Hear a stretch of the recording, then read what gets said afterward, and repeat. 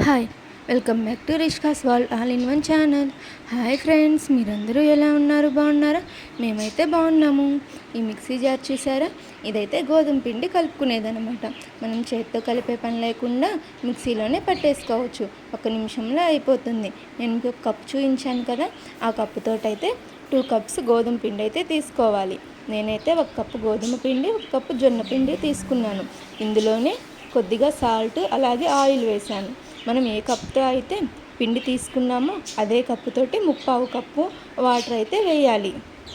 ఇప్పుడు ఇలా వాటర్ వేసిన తర్వాత మూత పెట్టేసుకొని మిక్సీ అయితే పట్టేసుకుందాం. మీరు ఇలాంటి మిక్సీని ఎప్పుడైనా చూసారా? ఇప్పుడు ఆన్ చేసుకుందాము. ఈ పిండి అయితే చాలా ఫాస్ట్గా కూడా అయిపోతుంది. 1 మినిట్లోనే అయిపోతుంది. మనం దాదాపు 2 కప్స్ ఫ్లోర్ తీసుకున్నాం కదా, 2 కప్స్ ఫ్లోర్కి 9 వరకు బాల్స్ అయితే వస్తాయి. అంటే 9 ఉండల వరకు వస్తాయన్నమాట దాదాపుగా. 2 కప్స్ వీటనేది ఒకసారికి వేసుకోవచ్చు. అంతకన్నా ఎక్కువ వేసుకుంటే సరిగా అయితే అవ్వదు. మిక్సీకి ఎక్కువ బర్డెన్ అయితే అవుతుందన్నమాట. చూసారు కదా ఎంత ఫాస్ట్గా అయితే పిండి మిక్స్ అయిపోయిందో. ఇప్పుడు దీన్ని అయితే మనం తీసుకుందాం. ఈ పిండి మనం చేత్తో కలిపిన దానికన్నా చాలా సాఫ్ట్గా అయితే ఉంటుంది. ఎక్కువగా నానబెట్టుకోవాల్సిన అవసరం కూడా లేదనమాట. వెంటనే చేసుకున్నా కూడా చపాతీలు చాలా సాఫ్ట్గా వస్తాయి. చూసారా పిండి ఎంత సాఫ్ట్గా ఉందో? మీకు కనుక మా వీడియో నచ్చినట్లయితే లైక్ చేయండి, షేర్ చేయండి. ఇంకా ఇలాంటి మరిన్ని వీడియోస్ కోసం మా ఛానల్ని సబ్స్క్రైబ్ చేసుకోండి. చాలా యూస్ఫుల్గా ఉంది కదా ఈ మిక్సీ జార్ అయితే. ఇదే మిక్సీలోనే మనం వెజిటేబుల్స్ కూడా కట్ చేసుకోవచ్చు. బ్లేడ్స్ అనేవి చేంజ్ చేసుకుంటే సరిపోతుంది.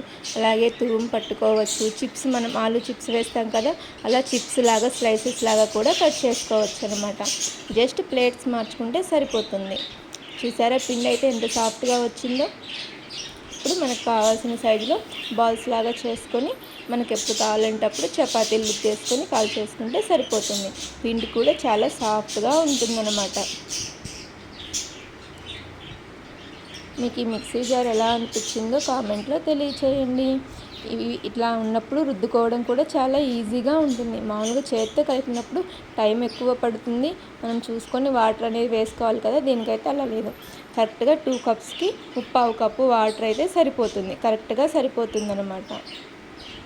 మనం ఎక్కువ అవుతాయేమో అట్లా అని అనుకోవాల్సిన అవసరం కూడా లేదు. చపాతీలు ఎంతసేపు ఉన్నా కూడా కాల్చిన తర్వాత గట్టిగా అయితే అవ్వవు అనమాట. చాలా సాఫ్ట్గా అయితే ఉంటాయి. మీరు కావాలంటే గోధుమ పిండి డైరెక్ట్గా తీసుకోవచ్చు, లేదంటే జొన్న పిండి, అలా రాగి పిండి కానీ మిక్స్ చేసి అయినా వేసుకోవచ్చు అనమాట. మేమైతే 1 కప్పు జొన్న పిండి, 1 కప్పు గోధుమ పిండి వేసాను. మీకు మా వీడియో ఎలా అనిపించిందో తప్పకుండా కామెంట్లో తెలియచేయండి. చూసారా చపాతీలు అయితే ఎంత సాఫ్ట్గా ఉన్నాయో, అలాగే చాలా మెత్తగా కూడా ఉన్నాయి. Thanks for watching. Bye friends.